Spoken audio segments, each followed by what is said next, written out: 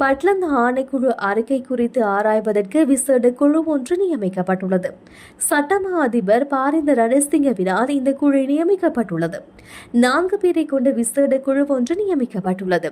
சிரேஷ்ட மேலதிக solicitor general Rohana அபயசூரியவின் தலைமையில் இந்த குழு செயற்படும் என அறிவிக்கப்பட்டுள்ளது. பிரதி சொலிசிட்டர் ஜெனரல் திலீப் பீரிஸ், அரசாங்க சிரேஷ்ட சட்டத்தரணி ஜானிய வெகேபொல மற்றும் அரசு சட்டத்தரணி சக்தி ஜெயகொடர் ஆட்சி ஆகியோர் இந்த குழுவில் அங்கம் வகிக்கின்றனர். பட்லந்த குழு அறிக்கையின் சாட்சியங்களூடாக குற்றப்பத்திரிகை தாக்கல் செய்ய முடியுமாயின இந்த குழு ஆராய உள்ளது.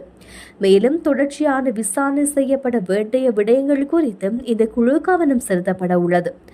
88 தொடக்கம் 90ஆம் ஆண்டுகளில் பட்லந்த வீதியில் இடம்பெற்றதாக கூறப்படும் சித்திரவதை மற்றும் கொலை சம்பவங்கள் தொடர்பில் விசாரணை நடத்தும் நோக்கில் பட்லந்த ஆணைக்குழு நிறுவப்பட்டது என்பது குறிப்பிடத்தக்கது.